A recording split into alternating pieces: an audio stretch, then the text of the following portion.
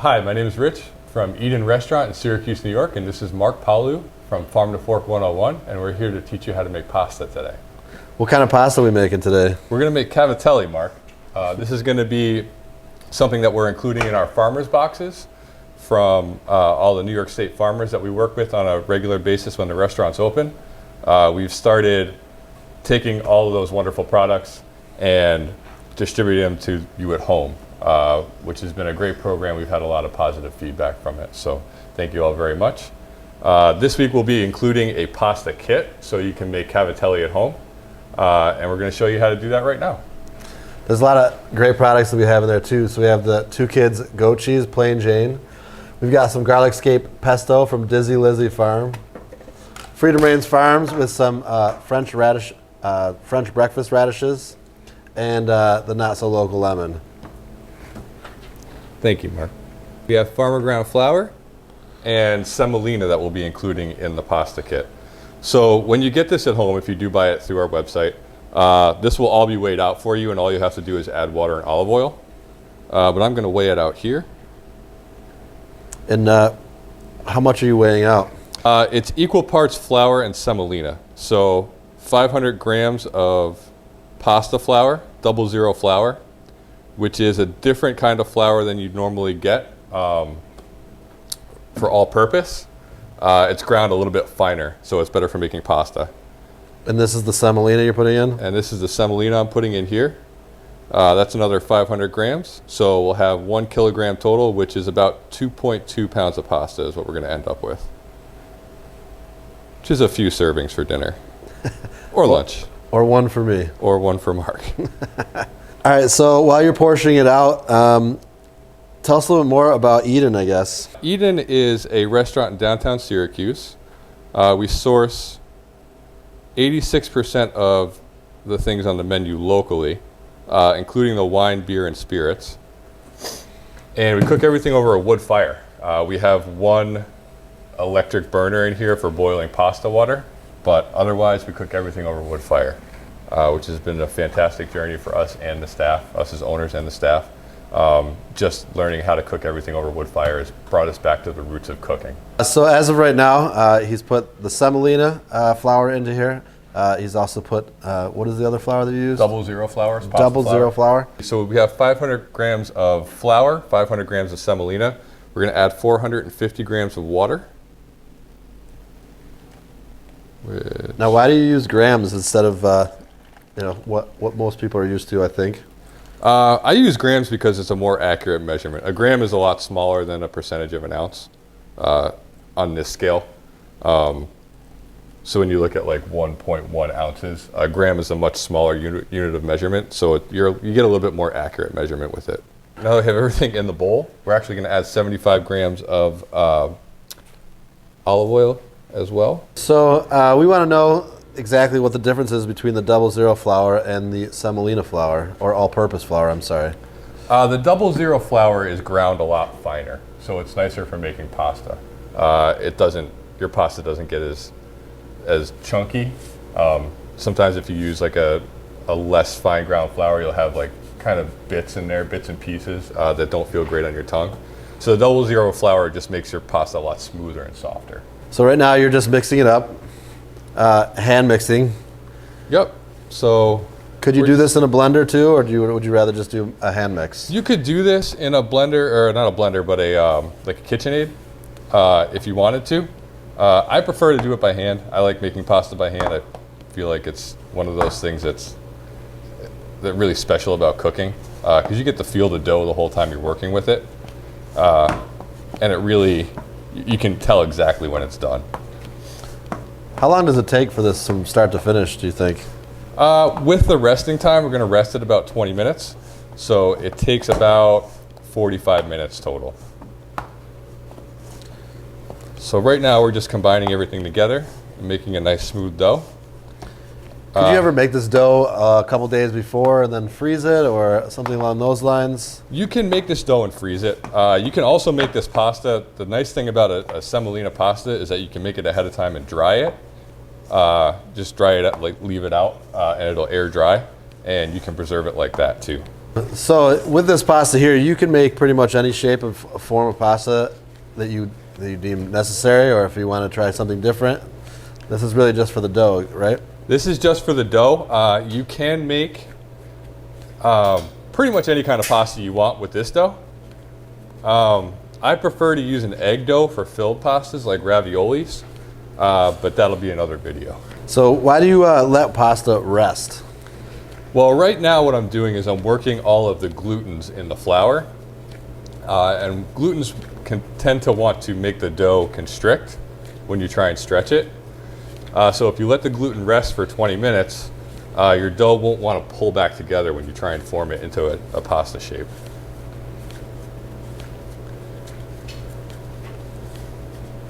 I feel like when I try this at home, there's flour all over the place. I got to put more on the table. I'm glad to see that there's other ways than what I'm doing at home. Well, this is a pretty tried and true recipe. We use this one at the restaurant for make some more traditional pasta shapes here, like culurgiones, which are a Sardinian pasta shape, kind of like a ravioli that's filled with potato. We also make lorigitas and some other Sardinian pastas too. You'll find a lot of semolina pastas in Sardinia. We have our dough kneaded. It's all pretty smooth. I was just going to ask you if you need any help, but it looks like you already got it. I think we're in good shape. So we're going to cover this with a damp towel and let it rest for about 20 minutes, and we'll come back and start shaping it. So it's been 20 minutes here. We have your dough that you just made, fresh, with the double O flour and the semolina flour. Let's show them what it looks like here, and let's start rolling some pasta. Okay, so as Mark said, we've let this rest for 20 minutes. We put a damp towel on top so it didn't dry out. And what we're going to do is we're going to cut a piece of our dough off. Actually, we're going to cut this into quarters.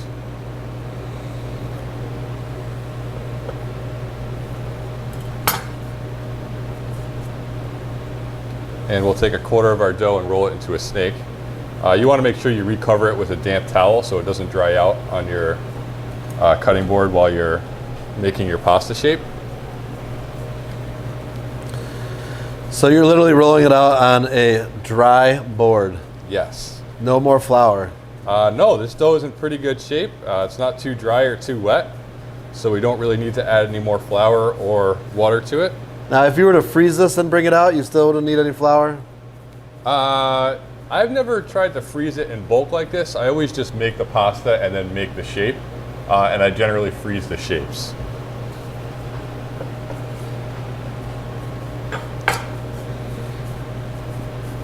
How thin are you trying to make this? We're going to make this about the size of your pinky.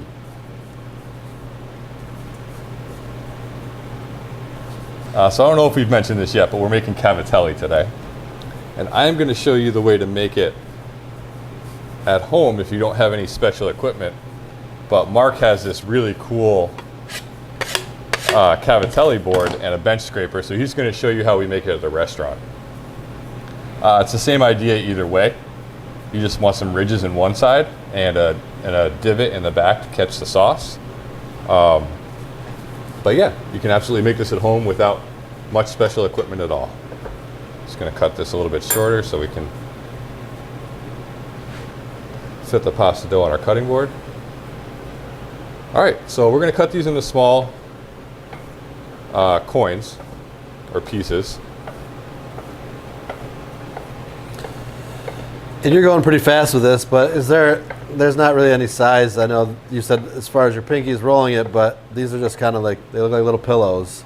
They're little pillows. I mean, they're probably probably a little wider than your pinky around. And then I would say about a ½ inch each. And I'm going to roll these into little balls. Thank you, Mark.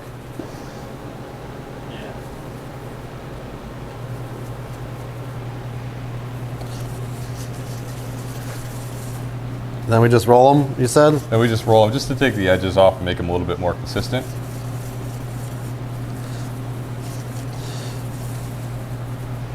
You're pretty good at this rolling stuff. We've made quite a few of these here. All right, so I'm going to show you really quickly how you can do this at home if you just have a fork.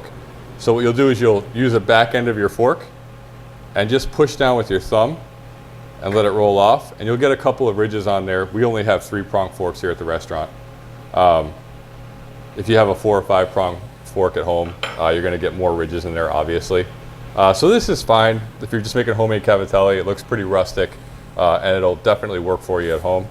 Mark is going to show you how we do it at the restaurant, and the product comes out a little bit more professional looking. If you want to step over here, Mark, you can show them under this camera. And if I can do this, Anybody can. do you have yours? Yep. Woo! I'm going to use some of the stuff that we have in our New York State Farmers Boxes to make us something to eat. So right here we have some radishes from Freedom Rains Farm in Pawliw, New York. We're just going to use a couple of these. So these radishes you can get there too. They're great people, Beth and Travis. So from Freedom Rains up in Pawliw, they have lots of vegetables coming soon. So I can't wait to see what else they're growing. We'll be carrying quite a few of those once they're in season. So yeah, so they have lots of wonderful vegetables up there.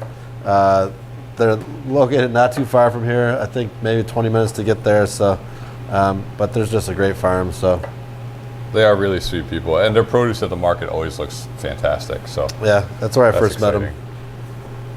All right, so I cut up a couple of radishes. We have some goat cheese from Two Kids Goat Farm in, is it Cuyler, New York? Is that how it's pronounced? Cuyler, New York. Barry and Amy, awesome people. They make wonderful cheese. We also have their burrata, which is amazing. And the halloumi. And the halloumi, which is cheese you can fry in a pan, which is pretty incredible too. That's delicious. We also have, this week, we have a few of these left. It's garlic scape pesto from Dizzy Lizzie's farm in Erieville, New York. She reached out to me because she works with some other farmers that we have in our vegetable boxes on a pretty consistent basis. And her garlic scape pesto is awesome, so we purchased everything that she had left. And this spring, when more garlic scapes come up, she'll be making more and we'll carry it again. But for right now, this is a frozen pesto that she made at the end of last year. So, we have a pot of water boiling over here, and we're just gonna put the pasta in there and cook it until it floats, and then we'll saute up some of these radishes and the pesto, and we're gonna top it with a little bit of lemon zest. Hopefully it'll be delicious. So we dropped the cavatelli into boiling water. Nice job, Mark. Nice job, Mark. We did not salt the pasta dough, as you might have noticed. We do salt the water. We salt it so it tastes like the ocean. It's about a cup to a gallon. You can use more or less depending on your preferences. If you like salty food, a cup to a gallon is about all it's going to dissolve in there. But you can definitely dial it back a bit too if you're trying to not eat very much salt. And so you're just waiting for that to float to the top? Yep, so we're going to cook this until it all floats. It'll be about 5 minutes, depending on how thick you roll them out. That's how long it takes them to cook through. But as you can see, some of them are starting to float now. All right, so we'll just drain this.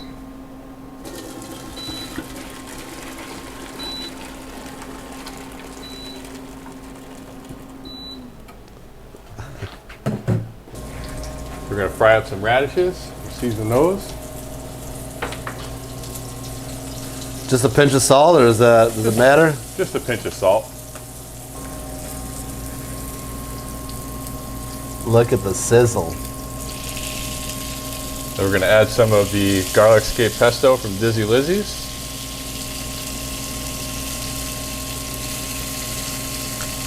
Smells delicious.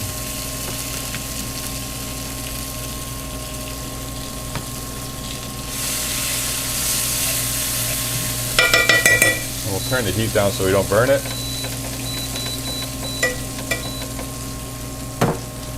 And then we're going to add our pasta, and we're going to add a little bit of the pasta water.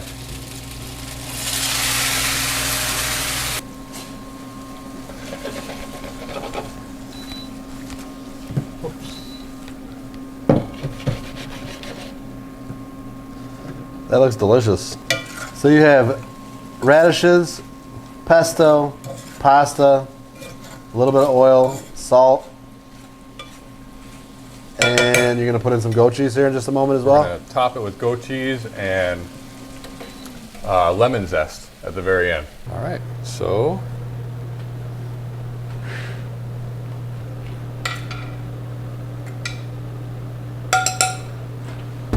That's what happens when you're left-handed.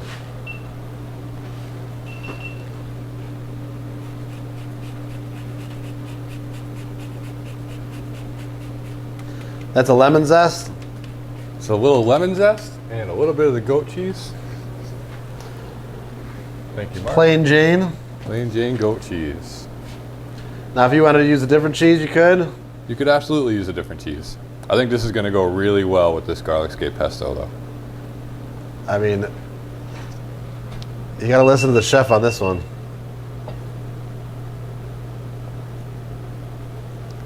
All right. And there we have it. So there you have it. Rich's specialty here, homemade cavatelli with radishes, pesto, and goat cheese. All wonderful and delicious, all made from the New York State Farmer Box that you can purchase online at edencny.com. Thank you, Rich. Thank you, Mark.